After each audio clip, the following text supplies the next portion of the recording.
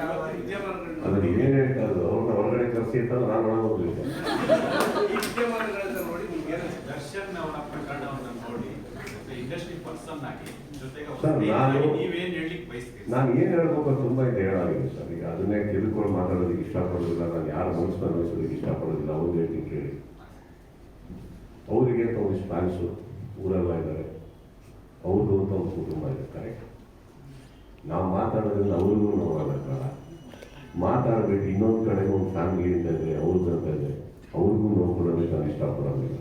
ರಾಜಕೀಯವಾಗಿ ಮಾತಾಡ್ತಾ ಇದ್ದೀನಿ ಅನ್ಕೋಬೇಡಿ. ಬಟ್ ಒಂದೊಂದು ಸತ್ಯ ಸರ್, ಈ ದೇಶದಲ್ಲಿದ್ದೀವಿ ಅಂದರೆ ನಿಮಗೆ ಲಾ, ಗವರ್ಮೆಂಟ್, ಸರ್ಕಾರ ಇದು ಯಾವುದ್ರ ಬಗ್ಗೆ ನಂಬಿಕೆ ಇದೆ ಅದು ಇರೋಕ್ಕಾಗಲ್ಲ. ಪ್ರತಿಯೊಂದನ್ನು ನಂಬಬೇಕಾಗತ್ತೆ, ಪ್ರತಿಯೊಂದನ್ನು ನಾವು ಇಟ್ಕೋಬೇಕಾಗತ್ತೆ, ಕೇಳಬೇಕಾಗತ್ತೆ. ಈಗ ನೀವು ಹೇಳೋದು ಒಂದು ರೀತಿ ಅಂದರೆ ನಮಗೆಲ್ಲ ಮಾಹಿತಿ ಸಿಗ್ತಾ ಇರೋದು ನಿಮ್ಮ ಚಾನಲ್ಗಳ ಮೂಲಕ ತಾನೆ. So what you want me to do? To believe you are not to believe?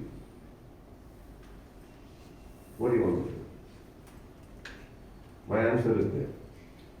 If you say you're wrong, I'll make a statement. If you say you're right, then don't ask me a question.